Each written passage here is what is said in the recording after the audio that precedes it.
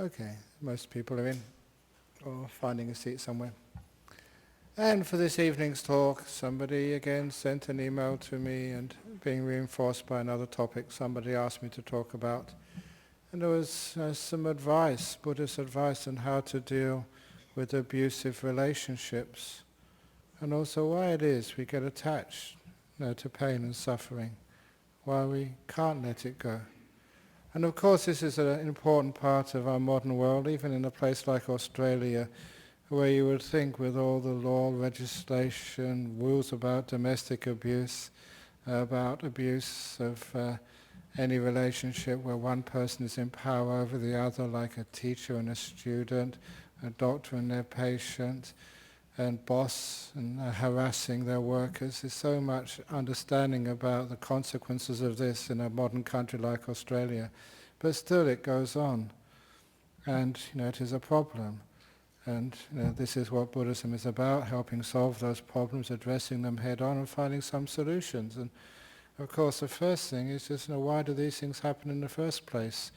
With the exception of children being with abusive parents, the children don't really have much choice, and the fact that they're there born and with these parents, and there they are. But in many of the relationships we have in life, we do have some choices. With choice, especially one of the most important ways of avoiding abuse, of dealing with abuse, is avoiding it in the first place. Why is it that people go into these relationships, boy and girl, or boy, girl, girl, or they go to these jobs and they put themselves sort of in harm's way? I always ask people, before you commit into any sort of relationship, at least you should test it out first of all. And you don't just go and buy a car from a second-hand car dealer without taking it for a test drive and finding out, from the internet what its usual faults are and finding out about these things. So why do boys and girls, as they go out there, and they don't check out, who they're committing to, for goodness sake? You should, and if you can't check it out from your friends or find out who their exes were and get some of the dirt from them, or the good qualities as well, find out, for goodness sake, who you're actually going out with.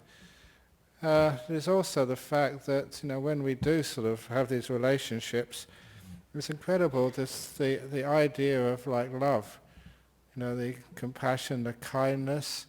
In Buddhism we always say that compassion, kindness should always be balanced with wisdom. It's the old Buddhist simile of the bird with two wings. If it's only got compassion, only one wing, the bird goes round and round in circles. It needs the wisdom as well. So when you fall in love, please don't leave your brain sort of out of the equation. Otherwise, you get that old saying that love is blind. It shouldn't be blind. Because if really love is blind, then your relationships, or especially marriage, becomes an institution for the blind. And it can be much more than that. So, what little advice from a person like a monk. If you're going out with somebody and you think this is going to be a good relationship, test it out first of all. Come late for a dinner appointment or something and see how he or she reacts. Test them out first of all. Just get one of your, say if you're a guy, get one of your sister to leave an explicit message, on your SMS, or call her up while you're at dinner, and just to see how she reacts or something. Whatever it is, because these things happen in the real life once you're committed, and if you don't test it out, before you actually commit, you bought the car and you've got an old bomb of a car and you're stuck with it, and that's a really terrible thing. So for goodness sake, girls and boys, just men and women, please use your common sense when you get involved in a relationship. Check it out first of all, and as you sort of go out more and more, check them out, test them, just to see what happens. And that way you can find out their true nature. For those of you who are Buddhists, this has come from the story of Kaka, who was the maid of of her employer, and she decided to get up late one morning just to see what her employer would do, because she had the reputation of being a really kind girl. But when the maid started to misbehave, soon the true nature of her mistress became evident to everybody. And now we have these hidden tendencies, and if we're going to be committed to one another, we've got to find out what those hidden tendencies are, first of all. And so avoid, first of all, if you possibly can. And just with it should be really easy before you get a job, especially in an office or sort of a company, to find out what's good companies, what are bad companies to go to. And I'll do that research, first of all, because relationships should not really be blind. Otherwise, sometimes you've got yourself to blame for these things. Keep your wisdom there as well. And of course, part of that wisdom is to know that this is not normal, it's not acceptable, it's not usual to have abusive relationships, because some people think, oh, that's what marriage is like, or that's what relationships are like, that's not what we have to do, that's just what happens to everybody. But it isn't what happens to everybody. So at least be wise enough to know that a real relationship should be a kind relationship, should be a soft relationship, which is full of care and people looking after you. Now, one of the problems also is with those relationships is, I know this really well because even I go to different monasteries around the world, nunneries as well. You can see those ones which are really successful, they don't have control freaks in charge. I think these two monks over here, sometimes if they criticize me, it's because I'm too soft. Certainly, you ask the monks, I'm not a control freak as an abbot of Bodhinyana monastery. I don't sort of control the monks. I encourage them, inspire them, and hopefully that they will do the right thing. And that's why it's a very popular monastery. You go to some other monasteries throughout this world, and there's only one or two monks who stay there. And the reason is because no one can live with them. They're just control freaks. And if you've got a relationship where one of you is a control freak, it's going to be very, very dysfunctional. And unfortunately, in today's world, I reckon the number of control freaks as a percentage of the population has increased. Number one is because we've struggled so hard. We've got so much literary stress on us that the only way we deal with that stress is just to get the control freak on us. I'm going to get to work on time. And people just run the lights and they speed. Or I'm going to get my own way. And they use that force and that aggression. Unfortunately, that is praised in our modern world. The go-getters, you fought your way to get there. I've really struggled to get to where I am today.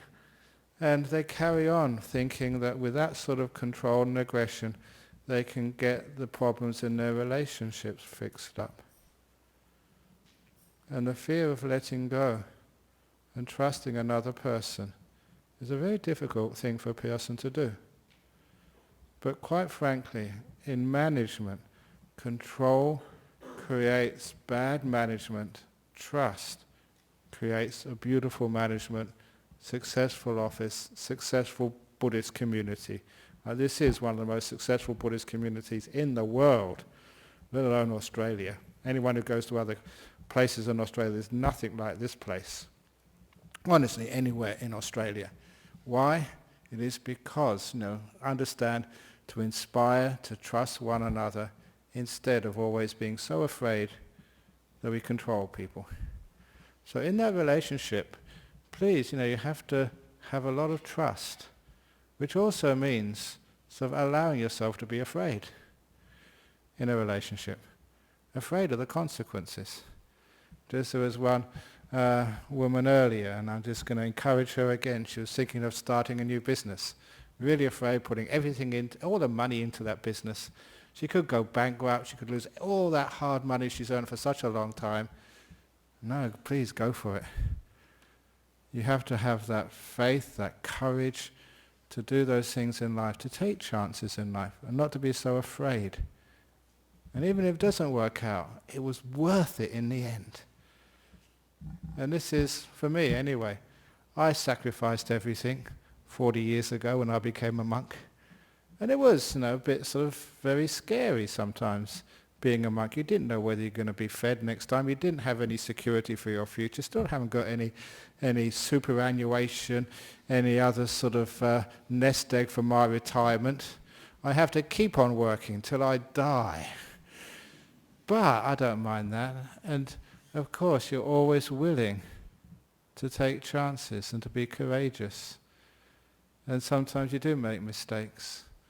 But that courage to push things forward means you don't control anymore. You allow yourself to make mistakes. And you allow yourselves to be criticized. You allow yourself not to always be the perfect person. And this is, here we go again. This is one simile I just use every other week these days. I've been using it a huge amount in Hong Kong and also in San Francisco. Simile of the tree. You go in the forest. You go in the forest, find the most beautiful tree, and it'll be the crooked ones, the bent ones, the scarred ones. You go into a wood or forest, the most beautiful trees are the damaged ones. So you be a damaged tree. You be crooked. You be bent. You be wounded. And then you understand, this is human beings. This is perfection. So you don't have to live up to these impossible goals to be beautiful. You can just be you, all bent and crooked and scarred and damaged. You belong. Now when you understand that that is perfection, you don't control, you don't try and straighten up all the trees. You don't get some sandpaper and smooth off all the damage on their bark, to paint all the brown leaves green, because they should be green. You're not a control freak anymore, which means you can be at ease with things. You can let things be, which is the most important thing in a relationship, either at work, with your partner, with your children, or with your fellow monks and friends. But unfortunately, because that we are struggling so hard to meet expectations, that we get so frustrated we think that the only way we can do this is struggle, strive, control. And that's one of the reasons why that we've become this control freak who, in a relationship, when there's any trouble, we think we're going to struggle and strive, we're going to make it happen, which sometimes is very abusive. It's abusive either emotionally, verbally, or the acts which we do, they may not get to the point of hitting each other, but sometimes they do get to that. It's abuse. So that's the cause of it, and as far as I'm concerned, just the fact that just as too many people are so afraid of failure, so afraid what other people think of them, they want to control, rather than just let things be. So number one, please, don't be ashamed if you make mistakes. Don't be upset if you're not perfect. Don't try and struggle so hard to be something you can never be. And then don't try and make your partner be something they can never be. Care for them rather than control them. And you find that that gives you better outcomes. I always tell people, this is the old story from the doctor. I don't know if he's here today, maybe listening. The doctor who was about to resign when he lost his first patient in tragic circumstances, and he thought he was a failure because the patient died. And I said to him, look, if you think your job in life is to cure people, you'll always fail. Not always, but many times in your life. The job of a doctor, a nurse, a psychologist, a friend, of a partner is not to cure somebody, it's to care for them. So don't try and fix up their illness. Care for them. And then the illness gets fixed up.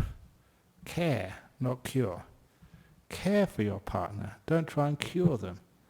And then the abuse vanishes. Because a lot of times people, they're in these abusive relationships, sometimes they really, honestly, they think they're doing the right thing. She needs to be taught a lesson. I've got to cure her. He needs to be told. I'm going to cure him. And sometimes that wanting to cure people of what irritates you, what upsets you, what makes your life difficult or more difficult, because people have got so little resilience these days. You're on a knife edge. It's a one straw. It's all you need to turn you over the edge, because you've got carrying so many burdens in your life. One more straw. If she says one more thing, that's it. And lack of resilience is one point, and also the point that we think that we need to control. to solve problems. You don't. You need to care to solve problems. How many times do we try and solve problems in this world? By sending in the army, sending in the police, sending in violence, whatever it is, any sort of coercion, instead of caring. Caring is incredibly powerful. That's what heals things. Okay, this is a nice, somebody actually rang up this evening. They wanted me to insert this into this talk. I didn't know how it would go into this talk on abuse and addiction to suffering. They heard me say that story, which is also in the Good, Bad, Who Knows book, of the thief who came to the Buddhist temple. I won't say the full story. Came to the Buddhist temple, robbed the temple, and the monk said, "No, you can take what's in the donation box. It's yours," and gave him some food left over as well. And the thief just ran away and was caught a few days later, put 20 years in jail, and then 20 years later came to rob the temple again. You know that story? It's very beautiful. I told it only about 2 or 3 weeks ago. And when he came to rob the temple again, the monk came up and saw him. "Oh, okay, here's the keys to the donation box." And the thief said, "No, I don't want the money anymore." He said, "I've been thinking about you for the last 20 years. The only person who's ever been kind to me in my whole life. I've just been so abused. But you actually, even though I pointed a knife at you, you said, 'Take the money.' And not only when you were being robbed, that you looked at me and knew I was hungry and you gave me food as well." He said, "I've been thinking of you for 20 years. I've come back to steal again from you. But last time I stole the wrong thing. I stole the money and the food. Now I want to steal your kindness. Please teach me how to care." And he became a monk. It's a very beautiful story. And apparently somebody was so impressed with that they gave an ex-prisoner a job in their company or their work or whatever, and it works. They gave kindness to someone. Oh, actually, the prisoner or the thief actually stole from them. So they stole from this guy, and he gave them a job afterwards. Isn't that beautiful? That's caring. That cures. That changes the problems. Not all this violence and punishment business. So this is one of the other reasons why there's abusive relationships, because people still believe that punishment works. How many times have you been punished? Does it work? How many times have you got... Put your hand up if you've copped a speeding fine. Put your hands up, okay. And will you stop speeding now? Of course not. All you do is just get to know where the speed cameras are. That's all you learn. Punishment never works. All punishment does, I learned this as a school kid.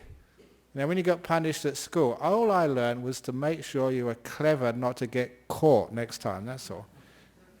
It just made you cleverer to avoid the teachers, that's all. But it never actually really understood why, you did something wrong and how to overcome that. Punishment doesn't work, caring works. And so that will take out the abuse when people think their partner or their worker in the office or their client needs to be punished, to taught a lesson. So this is actually where some of this abuse comes from. It comes from a culture of punishment, of struggling and striving to get your own way, of not realizing that that is not what works in our modern world. It never worked in the old world either. The old thing about discipline, for those of you who've got kids and think, no, they need to be disciplined. I've got to make sure that they sort of pass their exams. I just came from Hong Kong.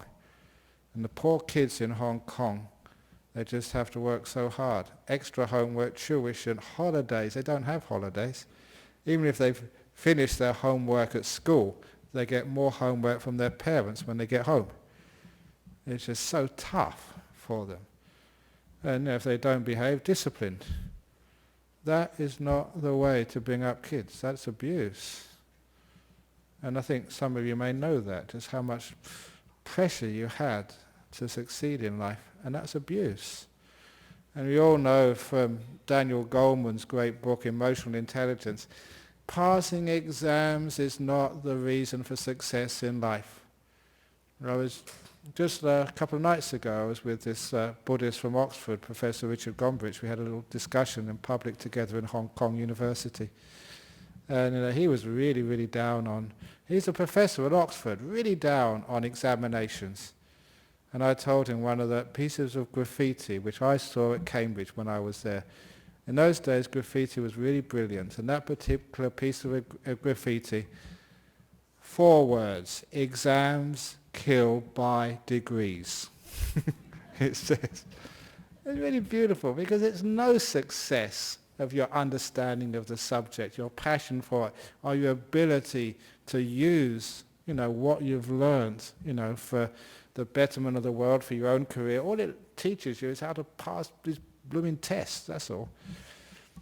So, emotional intelligence is that learning to be at peace with yourself, happy with yourself, content with yourself, understanding your emotions and how they work so you don't get so angry, understanding your physical health, your body, emotional intelligence. Then, my goodness, you're successful, because when you understand yourself, you can understand other people as well.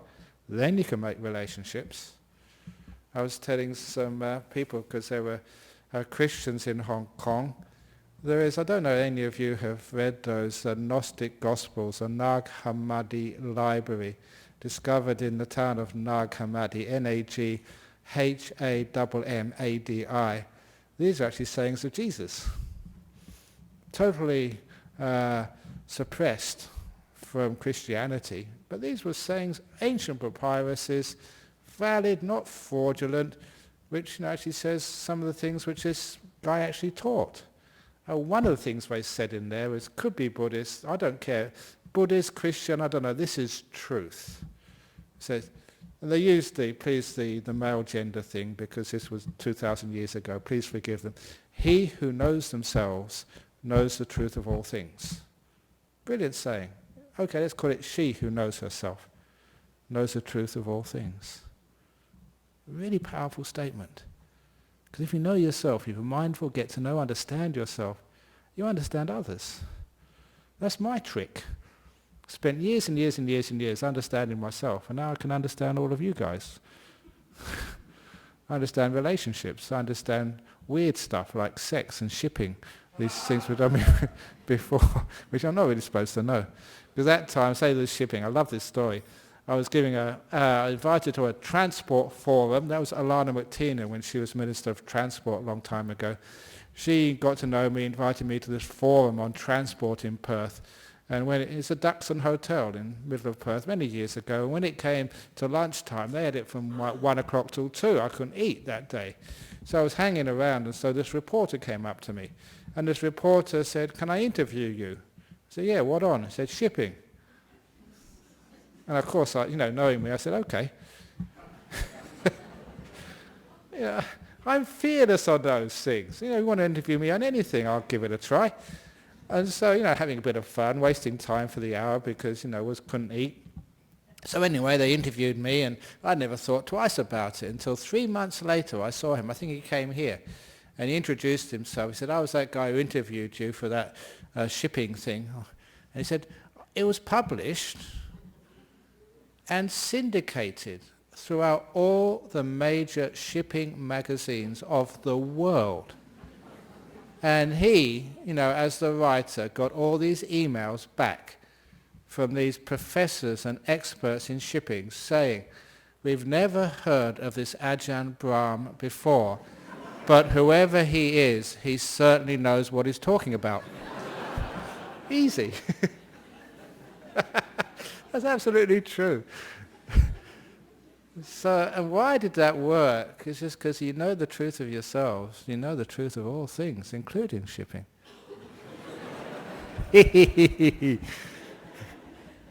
And relationships as well, men and women. So, but anyway, so this is the best way to avoid it. But look, you're in an abusive relationship. And why you get into those things, that's, you've been stupid. But a lot of times that people, number one, they are caught. They're trapped for many reasons. It can be economic reasons. They can't survive by themselves. Fortunately, these days it's easier to leave a relationship and survive. It can be you have kids and you stay together because of the children. Or it can be just, that sometimes you really love that other person. And you really think the best thing to do is to stay with them. That's for you and for them. Now, one of the problems with all of those sorts of arguments is that when you're right in the middle of an abusive relationship, you just haven't got perspective. The old simile, the hand is so close to me, I can't see anything other than my hand. I haven't got perspective. When my hand's right in front of my eyes, I can't see anyone in this room. I can't see the moon and the stars or the other monks or anything at all. All I can see is my hand. And that's what happens when you're in an abusive relationship. You're far too close to it. You just haven't got any perspective at all. If you can put your hand at the end of the arm where it belongs, the hand is still there. It hasn't changed its size. You haven't ignored it. But once it's at the end of the arm, you can see everything else as well as the hand. You've got perspective. And one of the most important things, if anyone is in an abusive relationship, please get out for at least a little while. Get some perspective, for goodness sake. Because if you're in that house, in that office, in that institution, whatever it is, and if you're right in front of you, it's so hard to be able to deal with it and see what's really going on. Basically, you may have the love for your partner or your kids, but you haven't got a brain. You've lost your wisdom. You haven't got the perspective to see what really needs to be done. So sometimes just having respite, time out, whatever it is. And a lot of times people have actually solved many of the problems from abusive relationships by doing that. Going on a retreat to a monastery or a church or some place where you can just take time out to be able to get perspective.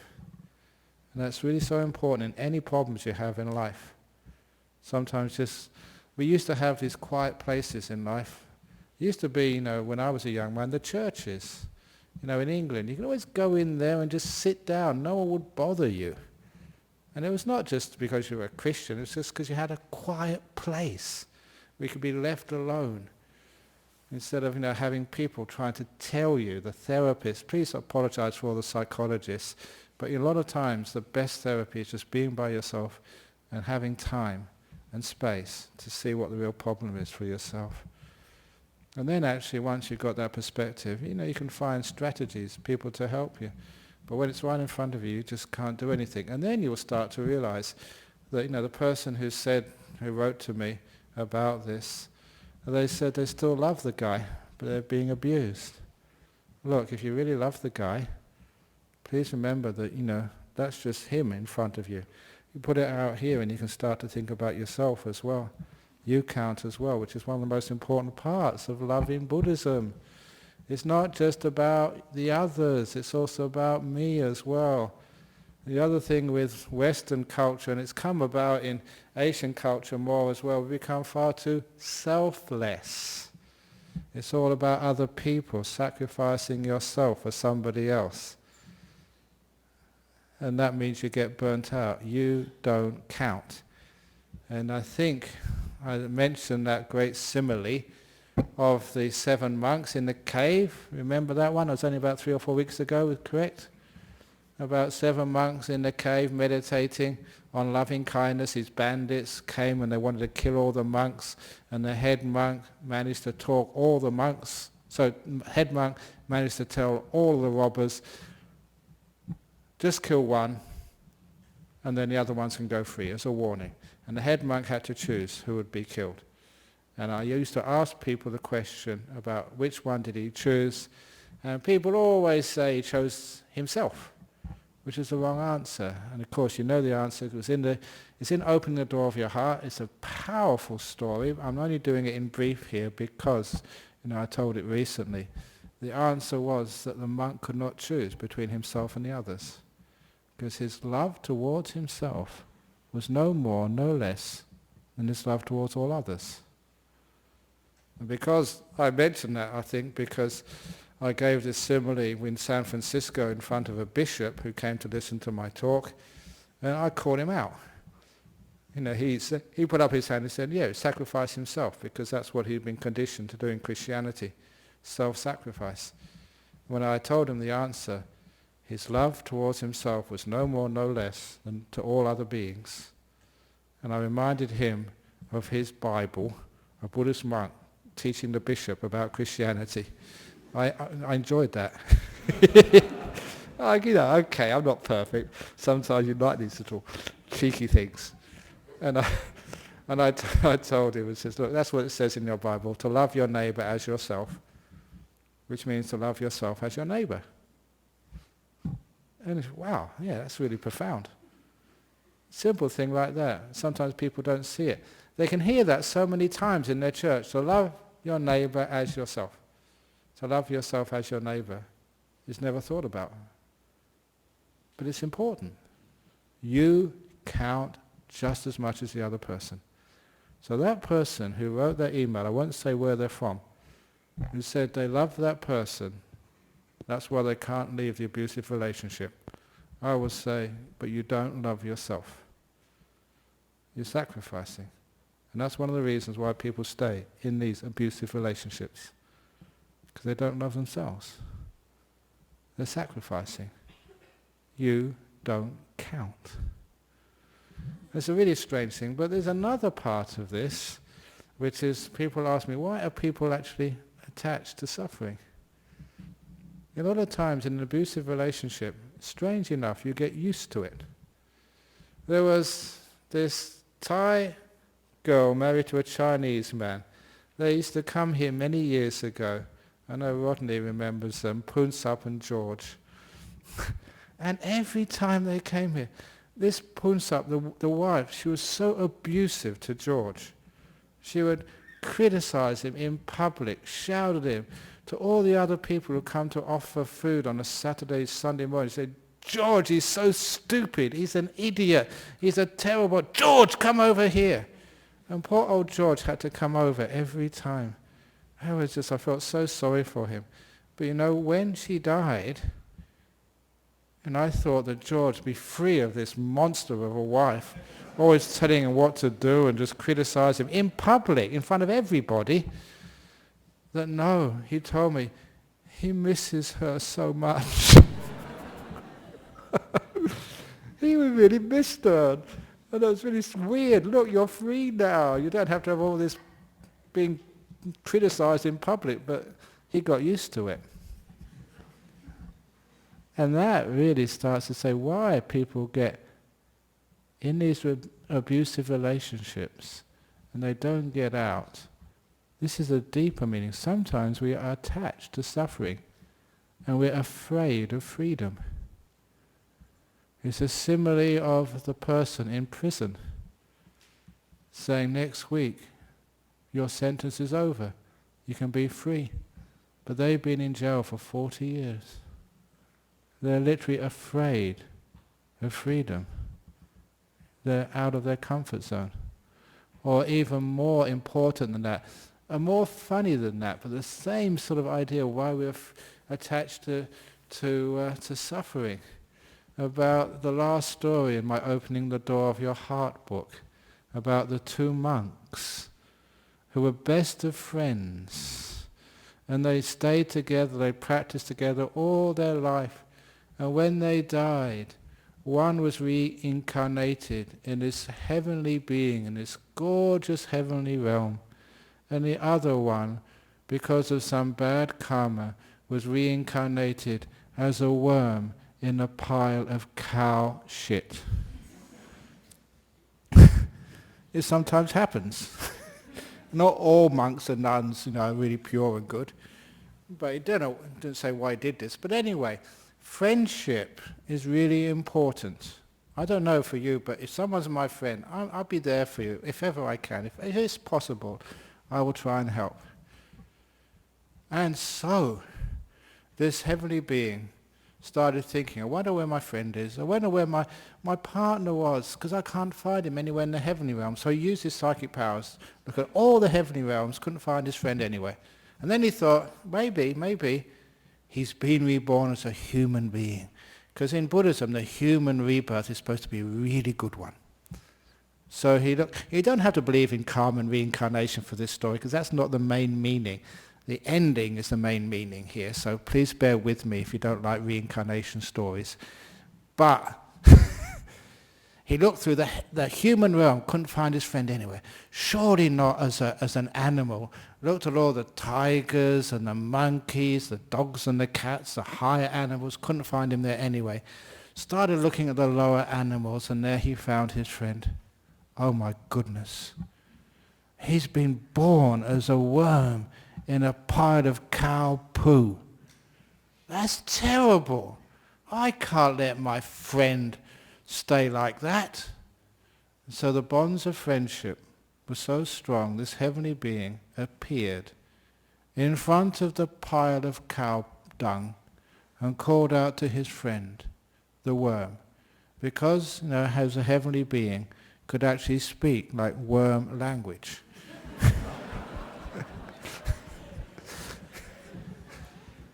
And in English it translated as, "Worm, do you remember me? In a past life, we were monks together, the best of friends. I've been reborn in heaven, you've been reborn in a pile of shit and dung and filth.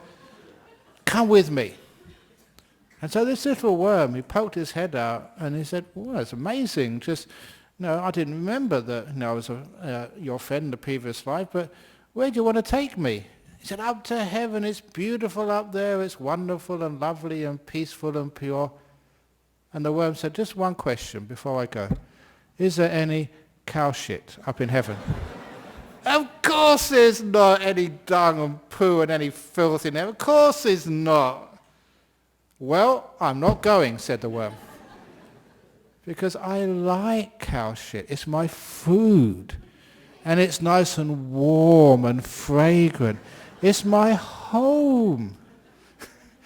Because, for a worm, you can understand, worm psychology, this is just a blessing. This is like being in a big mansion. This is what many of you pay thousands of dollars to the bank every month for the mortgage of the ideal home. A huge pile of fresh cow filth is the ideal mansion for a worm. He's just it's his heaven. So he says, "No, I don't want to go." So of course the heavenly being thought, if I could only show this worm what heaven was like, he'd understand. Because he doesn't know anything better than this pile of cow shit. So the heavenly being, remember this is a really refined being. Imagine like the Queen of England, but much more than that. would she put her hand in cow filth to pick something out? But this heavenly being, his bonds of friendship was so strong. Holding his nose, he put his hand in a pile of poo to try and get the worm out.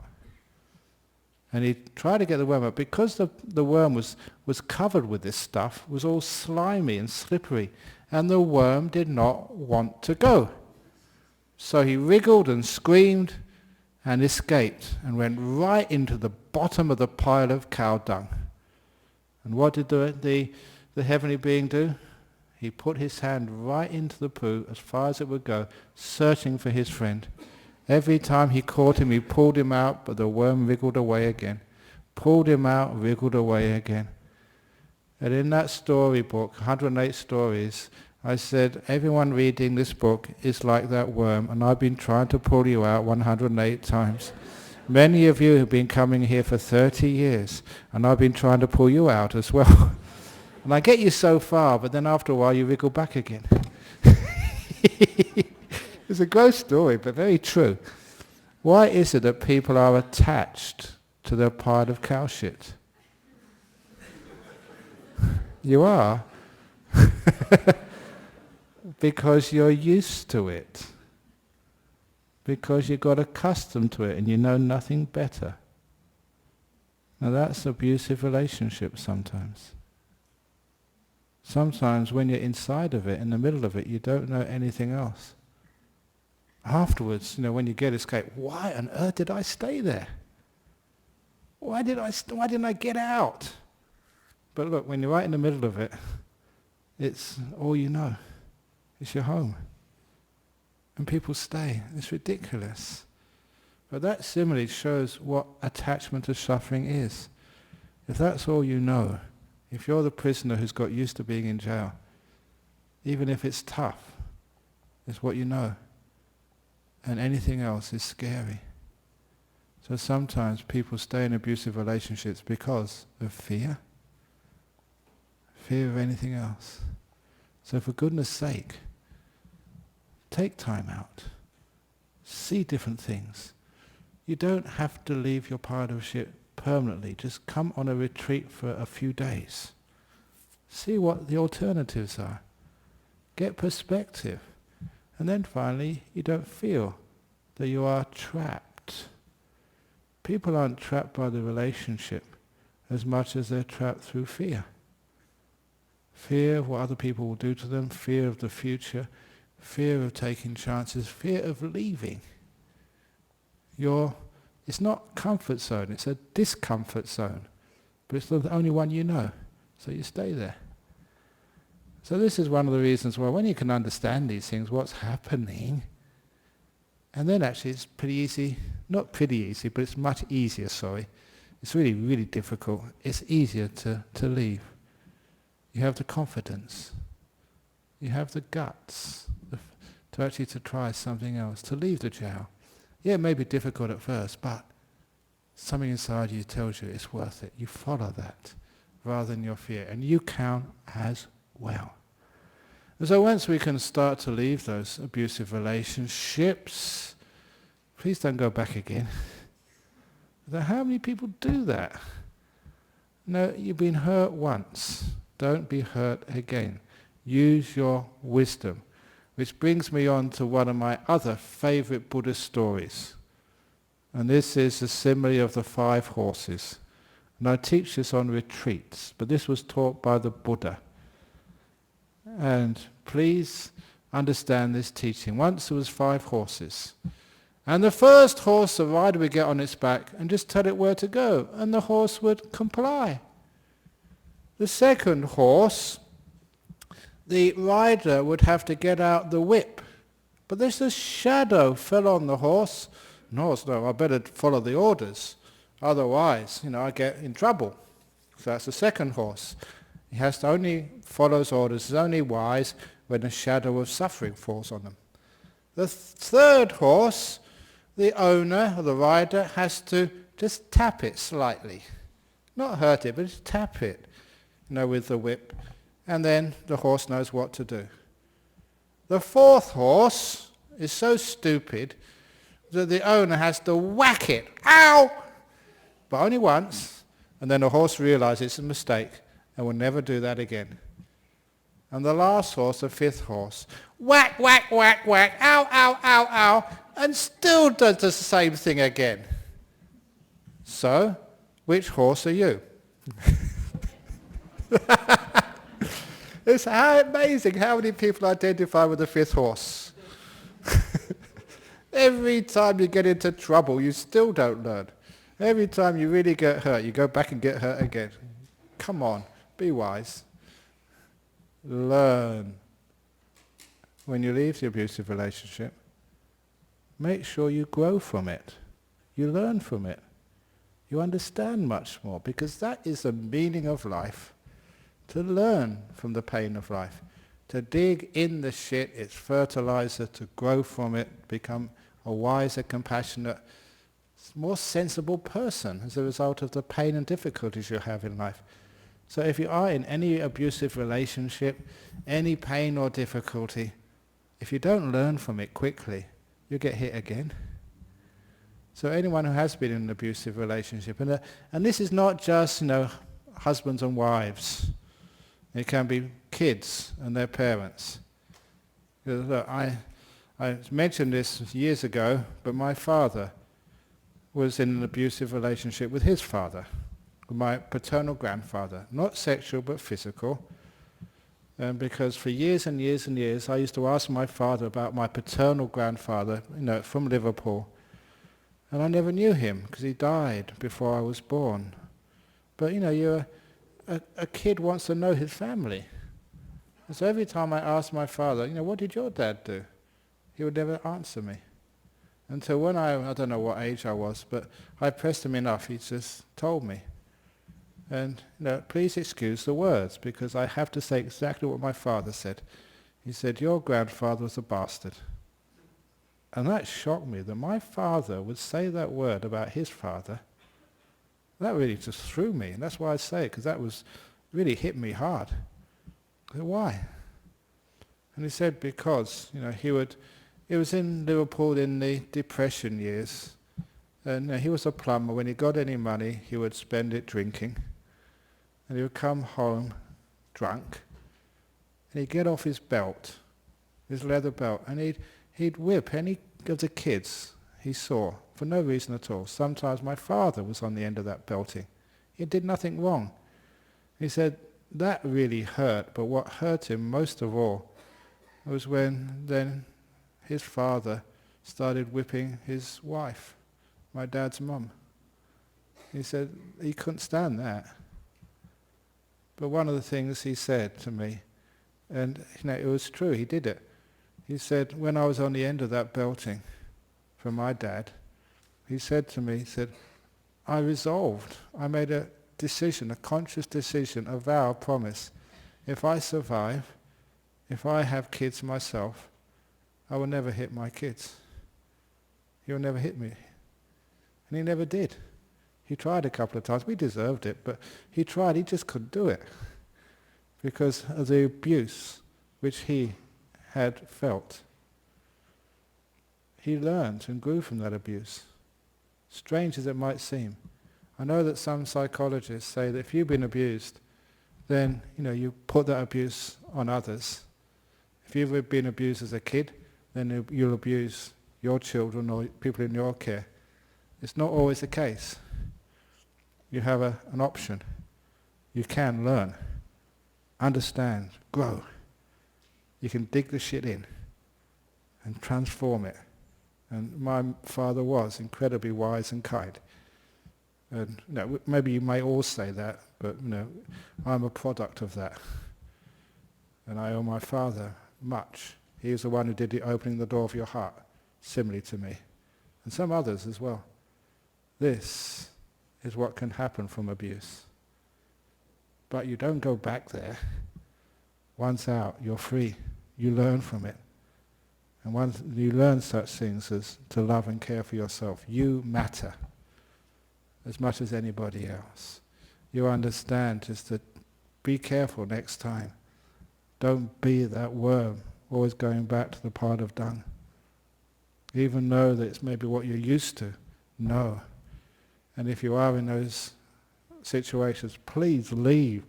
If for anything, just for a week or 2 weeks, just to get some perspective, to get the hand out from in front of your eyes so you can see the bigger picture.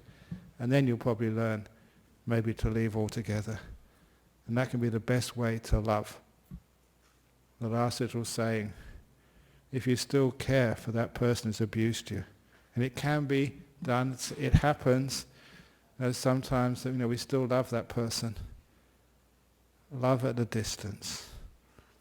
As the simile goes, love the tiger, but at a distance.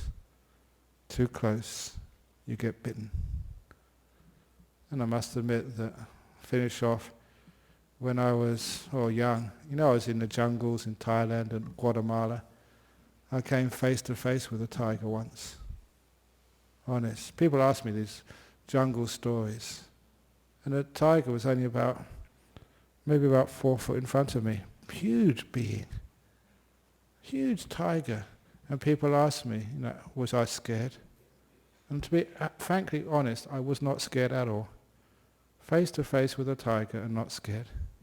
You know why? It's because that tiger was in the zoo and had all his big...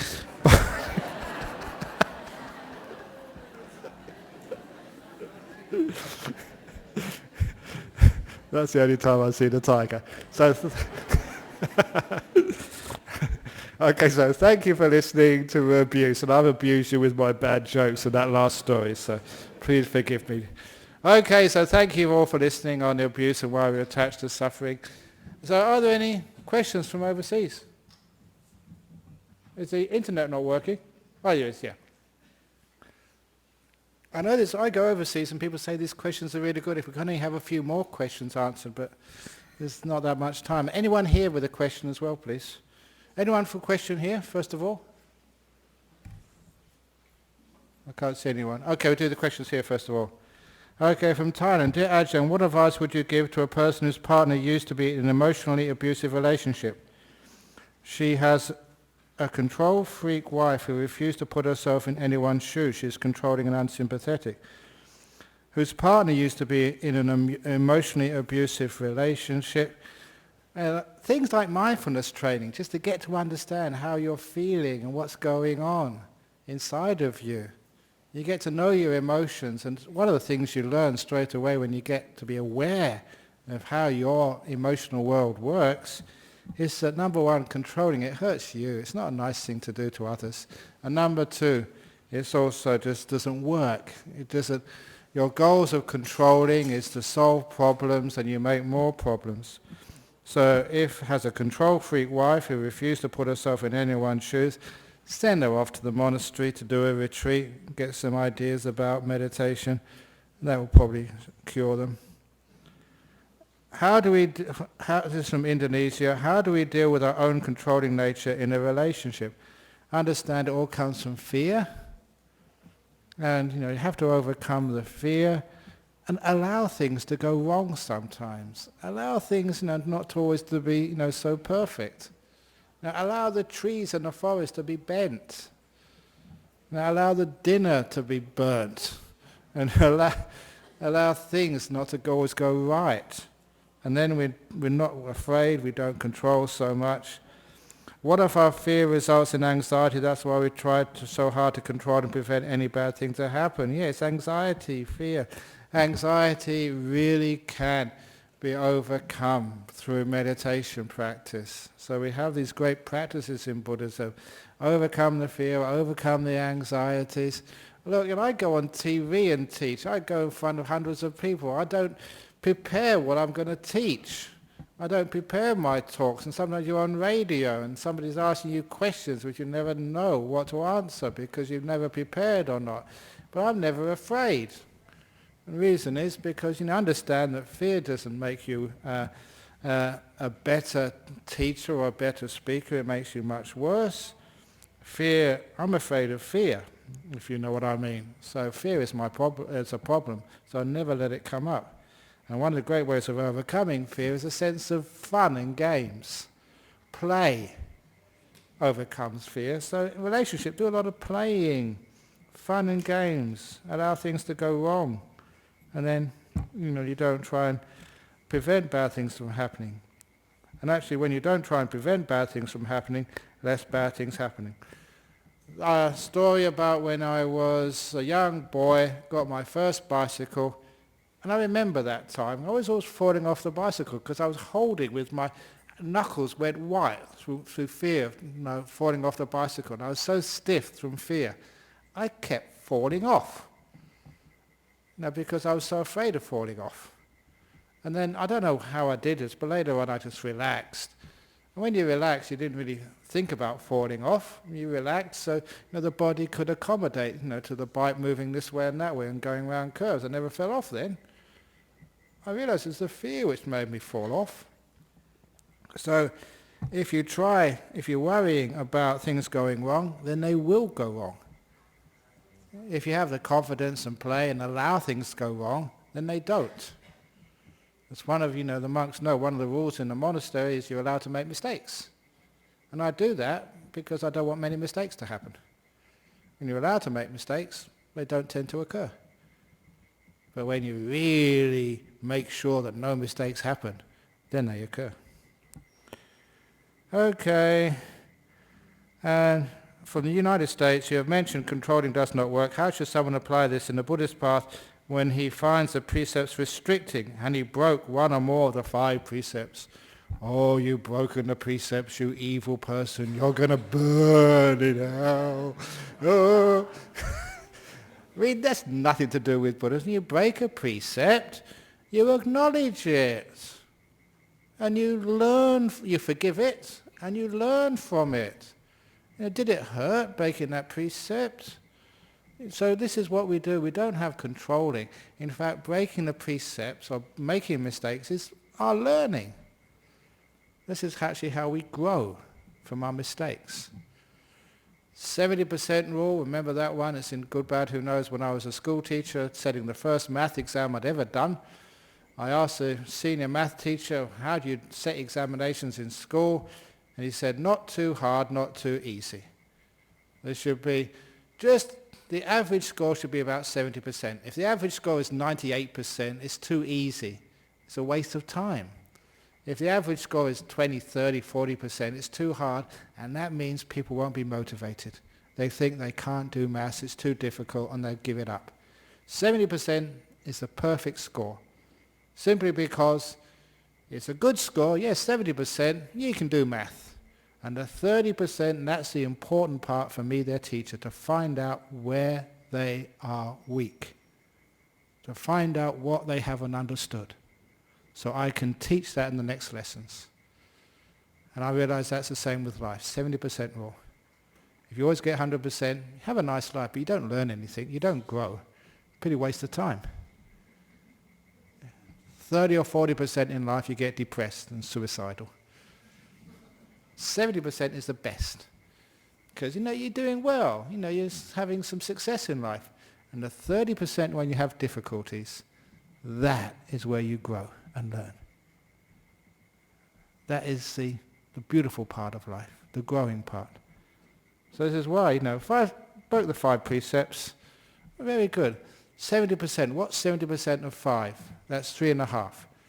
So as long as you keep 3.5 precepts, according to Ajahn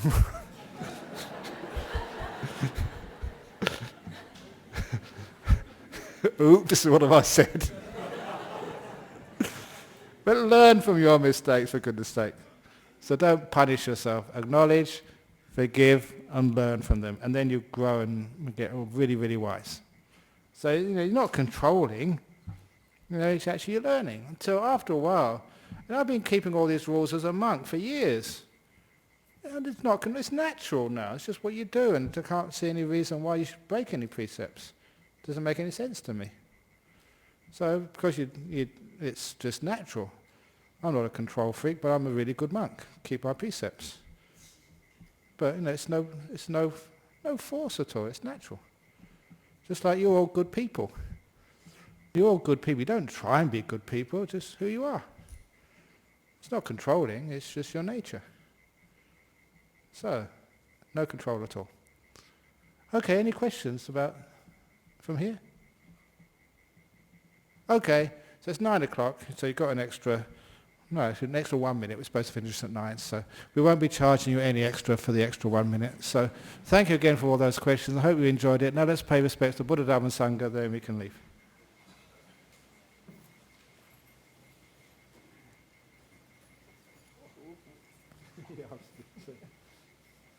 Arahang Samma Sambuddho Bhagava Buddhang Bhagavantang Abhivademi Suwakato Bhagavata Dhammo Dhammang Namasami